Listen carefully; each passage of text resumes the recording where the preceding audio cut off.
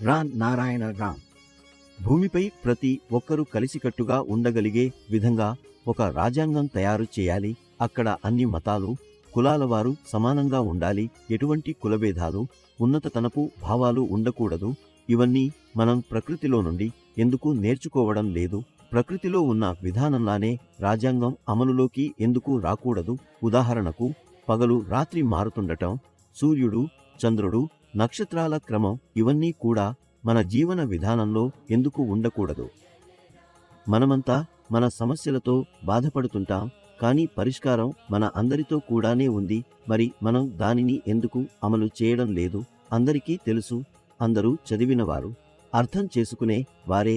మన నాశనానికి కారణం ఏమిటో అందరికీ తెలుసు. ప్రకృతిలో ఉన్న వ్యవస్థను ప్రపంచంలోని అన్ని ప్రజలు కలిసి కూర్చుని ఆలోచించి మనన చేసి పరిష్కారాన్ని కనుగొనాలి. అప్పుడు అందరికీ సరిపోయే ప్రకృతి ఆధారిత రాజ్యాంగం ఏర్పడుతుంది. ప్రకృతిలో ఎవరికీ యాజమాన్యం లేదు. నేటి రాజ్యాంగం, రాజకీయ పార్టీలు అన్నీ మానవ నిర్మితమైనవే. మానవ నిర్మితమైన ప్రతిదీ భూమిపై నుండి తొలగించాల్సి వస్తుంది. నేడు కూడా నేను అందరినీ వెంట తీసుకొని అందరితో కలిసి కష్టపడి సంపాదిస్తున్నాను. నేను ఎప్పుడూ ఎవరినీ డబ్బు అడగలేదు. నాకు ఒక బృందం ఉంది. మేము అందరం కలిసి శ్రమించి తినే ఆహారాన్ని సంపాదిస్తున్నాం. ఇలానే అందరూ కలిసి ఒకే స్వరం లేవనెత్తాలి. అది మన జన్మసిద్ధ హక్కు. అది మనకు దక్కాలి. లక్షల సంవత్సరాల క్రితం ఎప్పుడూ ఎక్కడా వ్యక్తిగత యాజమాన్యం అనే భావన లేదు. అది వ్యక్తికి ఆలోచన, మనస్సు, పరిశీలన పెరిగినప్పుడు మొదలైంది. సమస్యల పరిష్కారానికి మనం అందరం ఆకాశాన్ని చూడాలి. అక్కడ ఏమవుతుందో అక్కడ కూడా ఒక రాజ్యాంగం ఉంది. అది కనిపిస్తుంది, అది మాట్లాడుతుంది. ఇవన్నీ మన అంతఃకరణం ద్వారా జరుగుతాయి. దాన్ని మనం వినాలి, అర్థం చేసుకోవాలి, భూమిపై అమలు చేయాలి. మనమంతా ఆత్మచింతన చేయడం, మన అంతర్మనస్సును వినడం, మన బుద్ధిని పరిగణనలోకి తీసుకోవడం చాలా అవసరం. మన జీవితంలో మీరు ఏ పని చేసినా మీ బుద్ధి ఎప్పుడూ సరైన మార్గాన్ని చూపుతుంది.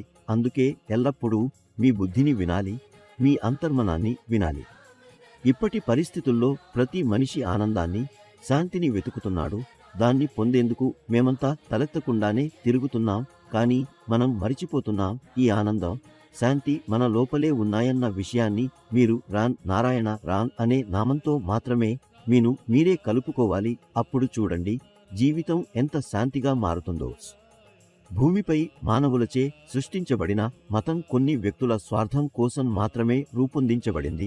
ఎంతమంది మత రక్షకులు, కథాకర్తలున్నా వారిలో ఎవరైనా మరణానంతరం వచ్చి మీరు ఎలా ఉన్నారు అని అడిగారా? భూమిపై చెప్పబడుతున్న సుమారు 400 మతాలు ఎక్కడి నుండి వచ్చాయి? ప్రతి ఒక్కరూ మతం గురించి మాట్లాడుతారు, కానీ అసలైన మతం, మత గ్రంథం అంటే ఏమిటో? ప్రతి మతానికి ఒక గ్రంథ పరంపర ఉంది. హిందువులకు భగవద్గీత, రామాయణం, ముస్లింలకు ఖురాన్ షరీఫ్, క్రైస్తవులకు బైబిల్. ఇప్పుడు ప్రజలు తలతిక్కగా అనిపించే ప్రశ్న, ఎవరి మత గ్రంథమే నిజం?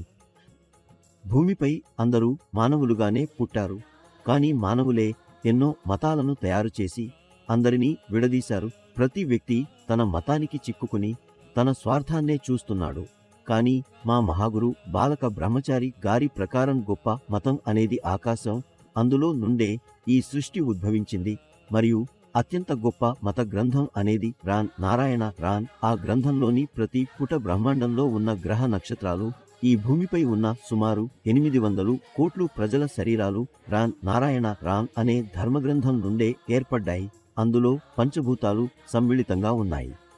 నేటి కాలంలో మనం రాన్ నారాయణ రాన్ అనే నామంతో కలవడం అవసరం. ఎందుకంటే మీ జీవితంలోని గందరగోళానికి సరైన దిశను చూపగలవాడు ఒకే ఒక్కడు, రాన్ నారాయణ రాన్. మీరు రాన్ నారాయణ రాన్తో కలిస్తే జీవితానికి కొత్త దృక్కోణం లభిస్తుంది. అదే కొత్త దృక్కోణం మనకు కొత్త శక్తిని ఇస్తుంది, జీవితాన్ని విజయవంతంగా చేస్తుంది.